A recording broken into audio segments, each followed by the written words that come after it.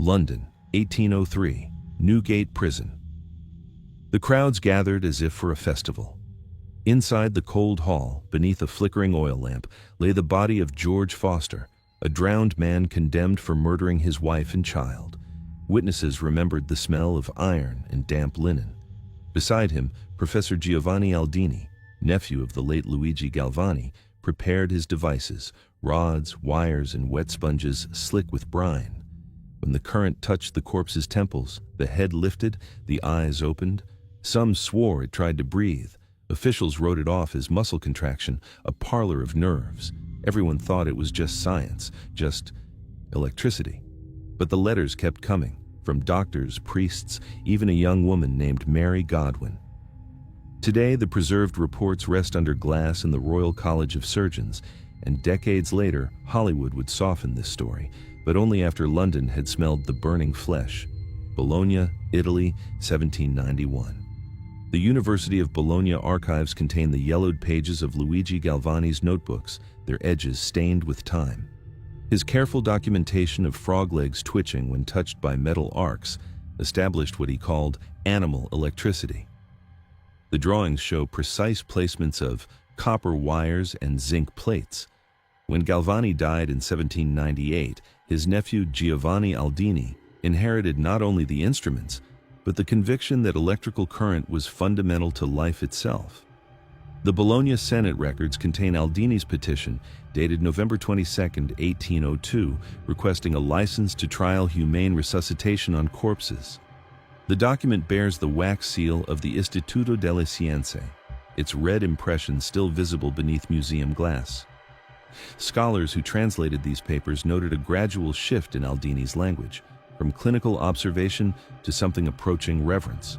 One line, underlined twice in the original text, reads, "If the soul departs with the last breath, perhaps the current can call it once more to the threshold." University correspondence shows Aldini was not considered a mystic or sensationalist. His publications on galvanism earned respect across European scientific circles. His experiments on animal tissue, carefully documented with diagrams showing electrode placement, adhered to methodical standards of the day. Yet, his private letters, preserved in the university collection, reveal a man increasingly preoccupied with boundaries beyond pure science. "The spark jumps the gap," he wrote to a colleague in December 1802. "Why should life not do the same?" January 1803. London's winter fog hung heavy over the Thames as Giovanni Aldini arrived by merchant vessel carrying wooden crates of equipment. The Royal College of Surgeons had extended a formal invitation following his demonstrations in Paris and Berlin. The British scientific community, as recorded in the Philosophical Transactions of the Royal Society, viewed electricity as the century's most promising frontier, a force with potential to illuminate cities, power industry, and possibly even restore health. The Times and Morning Chronicle both printed notices of Aldini's arrival. A surviving broadsheet, now preserved in the British Library's collection, announces "Galvanic Experiments on Animal and Human Subject" by Professor G. Aldini of Bologna, admission by scientific credential only. The paper's texture is rough, the ink slightly smudged where readers' fingers once traced the words. Dr. James Wilkinson of Pall Mall attended one of Aldini's preliminary demonstrations on animal specimens. His letter, dated January 12, 1803, describes the Italian scientist's demeanor. He spoke not as a showman, but as a priest at revival. The man stank of faith rather than science. The letter continues with descriptions of muscle contractions in severed calves' legs, the audience's audible gasps echoing in the chamber as dead tissue moved once more. What none anticipated was Aldini's request, submitted to the Royal College Council and the Newgate prison warden, for access to a human subject, specifically a freshly executed criminal. The request document still exists, its formal language masking its unprecedented nature. For the advancement of medical knowledge and the possibility of restorative techniques for those unjustly taken by drowning or lightning strike. Paddington Canal, January 14, 1803. The body of Elizabeth Foster was recovered from the murky waters near Little Venice, her infant son still clutched in her arms. The coroner's report, preserved in the Public Record Office, CR 1803-21, noted, "Both victims displayed the common signs of drowning, though the woman's wrists bore marks consistent with forcible restraint." George Foster, age 26, a laborer from Holborn, was arrested the following day. Court transcripts reveal a swift trial. 3 witnesses testified to hearing the couple argue that evening. Foster claimed his wife had threatened to drown herself and the child, that he had tried to stop her but arrived too late. The jury deliberated for less than an hour. The judge's final remarks described Foster as a man of violent temper and weak moral character. Foster was sentenced to hang at Newgate on January 18th. The execution order contained an unusual addendum, initialed by the prison warden. Body to be released to the Royal College of Surgeons immediately following official pronouncement of death. This transfer had been arranged through formal channels, though some prison staff later claimed they were not informed of the body's intended use. The coroner's notes close with a peculiar observation about Foster's appearance upon retrieval. Subject displayed blue lips, yet retained remarkable facial color upon retrieval. This detail would later take on significance when witnesses described the lifelike quality of the corpse during Aldini's experiment. A thin crowd gathered for Foster's execution. Rain fell steadily. After the hanging, the body was quickly removed to a waiting carriage. The official witness log for what followed lists 12 men, 2 Newgate officers, 4 members of the Royal College, 3 private physicians, Aldini, his assistant, and a clerk tasked with documentation. The Royal College Amphitheatre, January 18th, 1803. Afternoon light filtered through high windows as Foster's body was positioned on a wooden table. Aldini's assistant arranged copper plates, zinc rods, and glass vessels containing salt solution. Witnesses noted the temperature, unusually cold for the chamber, their breath visible in the air. Silence dominated except for the occasional scratch of the clerk's pen against paper. The Times, January 22, 1803, published the first account on the application of galvanism to the dead body of a criminal executed at Newgate. The article described the methodical preparation, the positioning of metal conductors at the mouth and ear, the first application of current. The report maintained scientific distance until describing the body's response. The jaw began to quiver, the adjoining muscles were horribly contorted, and the left eye actually opened. More detailed was the Morning Chronicle's account from January 23rd. Its reporter described not only the movements, but the audience reaction. When the rod touched the forehead, the deceased criminal's features contorted in such a manner that several ladies in attendance cried out in alarm. One gentleman was observed to leave in haste, his handkerchief pressed to his mouth. A clerk's private letter, later donated to the Royal College Archives, offered additional detail. His left eye opened, then both. And we heard one lady scream from the gallery. Professor Aldini remained composed, explaining that such reactions were merely the release of stored animal energy. Yet his hands trembled when adjusting the apparatus. Aldini published his observations in An Account of the Late Improvements in Galvanism later that year, describing muscle contractions as expected responses. But witnesses reported details absent from his official account.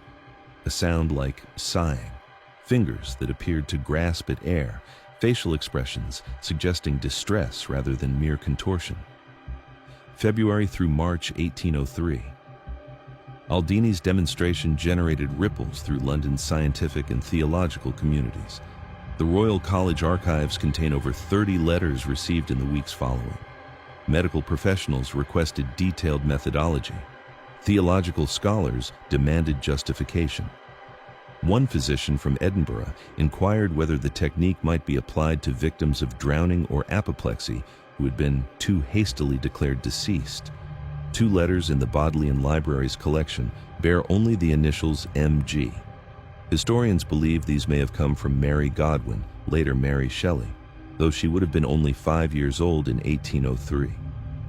More likely, they were written by her father, William Godwin, or perhaps her mother, Mary Wollstonecraft Godwin, before her death. The handwriting analysis remains inconclusive. One letter requests any drawings or descriptions of the apparatus used in the Newgate demonstration. while the other asks more pointedly, at what point does science acknowledge the boundary between revival and resurrection? The Royal Society's private minutes from February 1803 record debate over Aldini's methods. One member argued that the experiments represented the natural progression of electrical research. Another countered that they constituted a theatrical display unbecoming of serious inquiry. The president ultimately ruled that while Aldini's work deserved scientific acknowledgement, future demonstrations would require stricter protocols regarding subject acquisition and audience composition. Church of England clergy published pamphlets warning against interference with divine sovereignty. The Bishop of London was reported to have called Aldini's work a mechanical mockery of resurrection. Yet these same religious objections ensured that descriptions of the experiment spread further, reaching audiences who would never have encountered scientific journals. Bologna, Italy, 1804. Aldini returned to his university position, his European reputation transformed. University payroll records show an increase in his stipend and the allocation of a dedicated laboratory space in the East Wing of the Institute of Sciences. Yet, parish records from San Domenico tell a different story of his local reception. Neighbors reported strange flickering lights, visible at unusual hours from his laboratory windows. During a demonstration involving a severed cow's head in April 1804, multiple witnesses noted an unusual atmospheric condition in the room, described in one account as having dripped with black condensation. The university janitor's log mentions cleaning an unusual residue from the laboratory floor and walls the following morning. Local rumors connected Aldini's experiments with a series of electrical storms that spring, una tempesta elettrica, that some claimed followed his return to the city. Aldini's own writing from this period shows signs of exhaustion and growing isolation. In a letter to a colleague at the University of Pavia, he defended his work while acknowledging public misconceptions. They call it animation. They forget that reanimation presumes a soul. The ink is pressed deeply into the paper at certain points, suggesting emotional emphasis. By late 1804, Aldini had ceased experiments involving human cadavers. His published papers returned to animal subjects and theoretical discussions of electrical properties. University correspondence indicates he requested a teaching reduction, citing health concerns. The Bologna Medical Registry records his prescription for tinctures to calm nervous agitation, beginning in November of that year. What haunted Aldini was not accusations of blasphemy. His letters show he remained committed to the scientific principles, but rather the limitations of his discovery. In notes found among his research papers, he wrote, "Movement without meaning, response without consciousness, the body remembers but does not return." Villa Diodati, Geneva, Switzerland, June 1816. Lord Byron, Percy Shelley, Mary Godwin, soon to be Mary Shelley, her stepsister Claire Claremont, and Byron's physician John Polidori gathered during an unseasonably cold summer. The villa's guest book, preserved at the Geneva Historical Society, confirms their residence from June 10th through September 18th.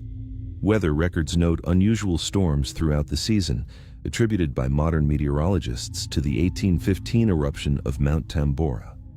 The group's reading material, documented in letters and journals, included volumes of German ghost stories and scientific works, among them Erasmus Darwin's writings on electrical experimentation and evolution.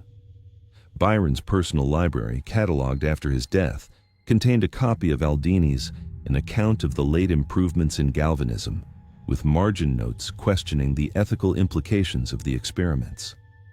Mary Godwin's journal entry from June 16th describes a conversation about the principle of life that extended past midnight.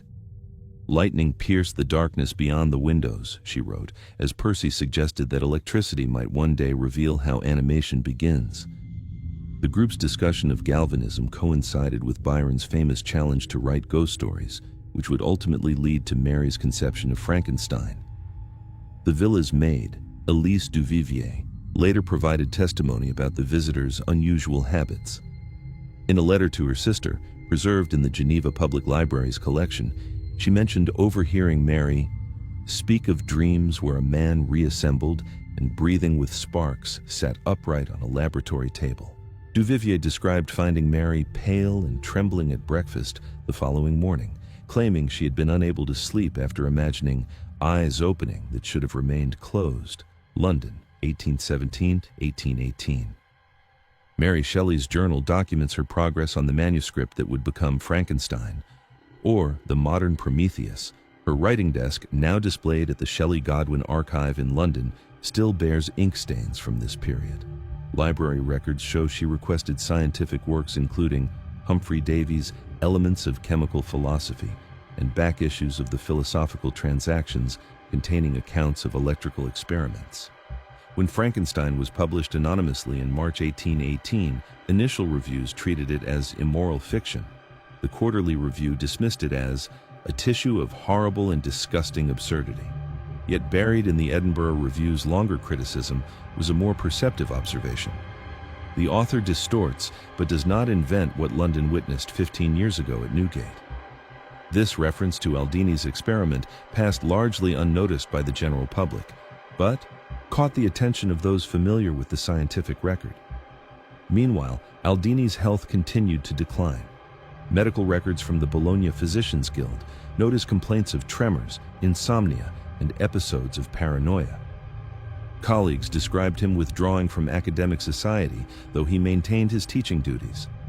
The Archivio di Bologna preserves a letter he wrote to the Ministry of Public Education in 1821, requesting retirement due to nervous exhaustion aggravated by continued misconceptions of my scientific contributions. His final published paper, appearing in the Annals of Medical Science in 1822, avoided any mention of his human experiments. Instead, it focused on potential therapeutic applications of mild electrical stimulation for nervous disorders. The concluding paragraph contains a single haunting allusion to his earlier work. Electricity moves the flesh, but not repentance. The spark serves the damned as well as the saved. London, 1831. Mary Shelley's revised edition of Frankenstein was published under her own name, ending years of anonymous authorship. This edition included a new preface in which she explicitly described the genesis of her story during the stormy summer in Geneva. While she did not directly reference Aldini's experiments, she acknowledged the influence of discussions about the nature of the principle of life and whether a corpse might be reanimated through electrical means. The scientific community, which had initially dismissed the novel as mere Gothic entertainment, began recognizing its connection to actual research. In 1834, The Lancet published a retrospective article on historical galvanism and its literary impact, which directly connected Victor Frankenstein's fictional creation to Aldini's documented experiments at Newgate. The article reproduced portions of the original newspaper accounts from 1803, introducing them to a new generation of medical students. This republication reignited theological concerns. Parish records from St. Paul's Cathedral document a sermon delivered in November 1834 condemning modern science's unnatural obsession with usurping divine power. Several Italian dioceses petitioned the Vatican to officially ban anatomical demonstrations in church hospitals, though these requests were ultimately denied on practical grounds. Artists began incorporating Aldini's work into cultural representations. An 1835 painting by Theodor von Holst, titled The Galvanic Experiment, showed a scientist surrounded by frightened onlookers as a corpse contorted on a laboratory table. Literary magazines published poems exploring the moral implications of reanimation without resurrection. The exhibition label accompanying Aldini's preserved equipment at the Florence Museum of Medicine, installed during this period, reads with pointed brevity, "His instruments are silent but not forgiven." London and Paris, 1850-1890. As the century progressed, Aldini's experiments became a reference point in debates about scientific ethics and the boundaries of medical research. Medical school curriculum documents from both Oxford and the Sorbonne show that the Newgate demonstration was presented as a case study in the newly forming field of bioethics. Student examination papers from 1857, preserved in the Oxford University archives, include questions about the moral implications of cadaver experimentation without familial consent. Mary Shelley died in 1851, having witnessed her fictional creation becoming increasingly intertwined with its historical inspiration. Her personal library, catalogued after her death, included scientific journals containing Aldini's published papers, many with her annotations in the margins. One note beside a description of muscle response to electrical stimulation reads simply, "But what of awareness? What if it feels?" Technological advances in electrical generation and distribution throughout the mid-19th century kept galvanism in the public consciousness. When Luigi Galvani's original laboratory equipment was displayed at the Paris Universal Exhibition of 1878, attendance records show over 40,000 visitors. The exhibition catalog described the apparatus as the first key to unlock the electrical secrets of the human body. Visitor logs include repeated comments about the unsettling implications of the display. In 1869, The Lancet reprinted partial transcripts of the 1803 trials during a symposium on historical galvanism and modern medical applications. The discussion was intended to be academic, but newspaper coverage focused on the more sensational aspects. The Times headline from May 12, 1869 read, "Dead Man Moved, the Forgotten Horror of Newgate." Church attendance records from parishes near the medical schools show an increase in the weeks following these publications. Hollywood, California, 1931. Universal Studios production logs document the development of Frankenstein, directed by James Whale and starring Boris Karloff as the creature.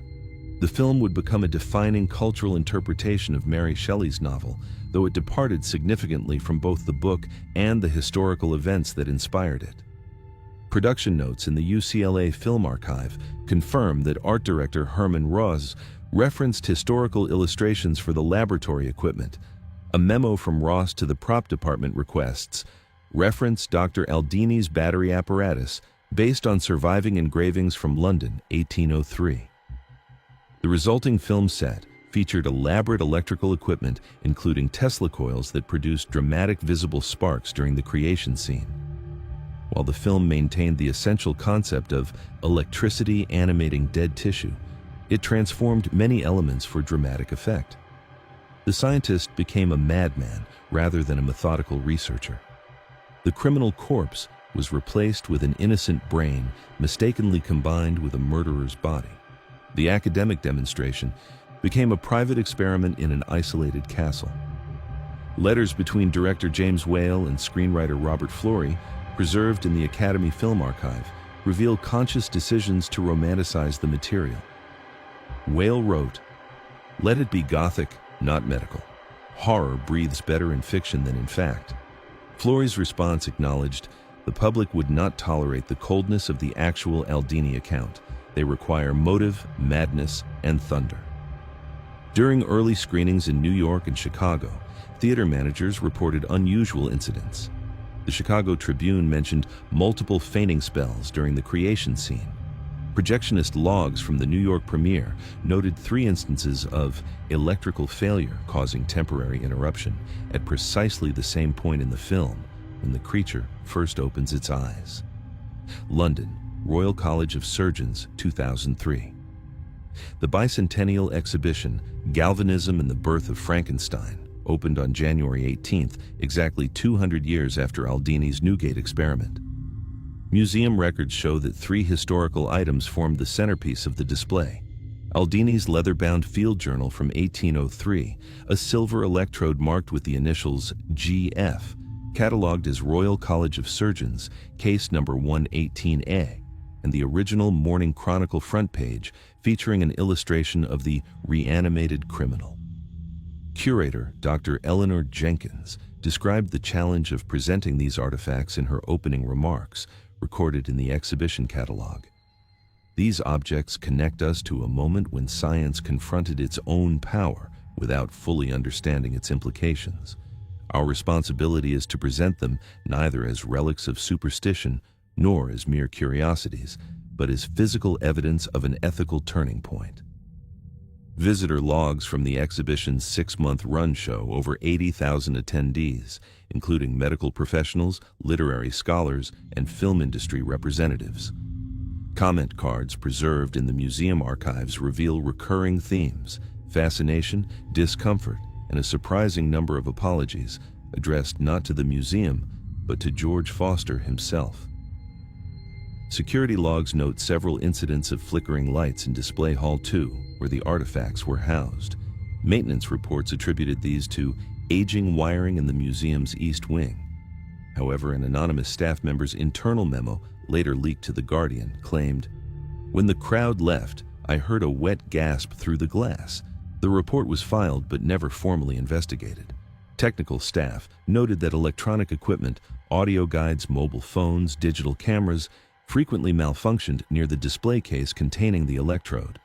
The museum officially attributed this to electromagnetic interference from nearby climate control systems. Royal College of Surgeons, London, present day. The Aldini artifacts now reside in the museum's permanent collection, exhibited in a climate-controlled display in the History of Medicine gallery. Museum catalogs list them among the institution's most requested items, particularly by medical students studying ethics and the history of resuscitation techniques. Contemporary researchers continue to debate Aldini's legacy. Academic journals from the past decade contain articles examining his contribution to modern defibrillation technology and psychiatric electrotherapy. The Journal of Medical Ethics published a special issue in 2018 titled "From Galvanism to Bioethics: 2 Centuries of Debate," featuring essays from both scientific and humanities perspectives. Visitors to the exhibit frequently report unusual sensations. The comment book contains dozens of variations on the same experience: dizziness near the electrode case, sudden static in audio headsets, unexplained battery drainage in mobile devices. In 2011, a BBC Radio 4 crew recording a segment on medical history captured audio anomalies near the display. When played back, their recording contained distortion that audio engineers described as mimicking a heartbeat irregularly pulsing, which faded only as the team moved to a different gallery. The museum cataloged this as electrical interference from nearby equipment, though internal emails acknowledge that no other powered devices were operating in that wing during the recording session. Dr. James Morton, current curator of the Medical Artifacts Collection, notes in his annual report, "The Aldini items generate more visitor engagement than any others in our collection. Whether from historical interest or the persistent rumors of unusual phenomena, these objects continue to bridge science and something less easily defined. The glass case, holding George Foster's electrode, maintains a constant temperature of 18 degrees Celsius. Humidity levels are monitored hourly. The Royal College of Surgeons catalog still identifies it by its original accession tag, case number 118A. 2 centuries have passed since its application to the temples of an executed criminal, yet it retains its power to disturb not through superstition, but through documented fact. Foster's name anchors the descriptive plaque, silver electrode used in galvanic experiments performed on the body of George Foster, executed January 18, 1803. His crime is recorded, his punishment witnessed, his body's posthumous responses meticulously documented by men convinced they were advancing science rather than creating legend. The exhibition remains open 6 days per week. Visitors still pause before the display, some from historical interest, others from a less definable impulse. Many place their hands against the glass, leaving temporary impressions that the cleaning staff wipe away each evening. Before leaving the gallery today, I signed the visitor log alongside dozens of others. Each signature seemed to tremble slightly, as if written on unstable ground. The page itself felt unusually warm to the touch. Without fully understanding why, I found myself whispering an apology through the glass, uncertain whether it was meant for Foster or for Aldini, or simply for our persistent fascination with their collision across time. The security camera in the corner blinked twice, then briefly went dark. The curator assured me later it happens occasionally, just an electrical fluctuation in the building's aging system. Nothing to concern ourselves with, just science, after all. Those who photograph the artifacts, despite clearly posted prohibitions, often report discovering static-filled images when reviewing their cameras later. The museum staff have learned not to comment on these complaints. The circuit remains unbroken.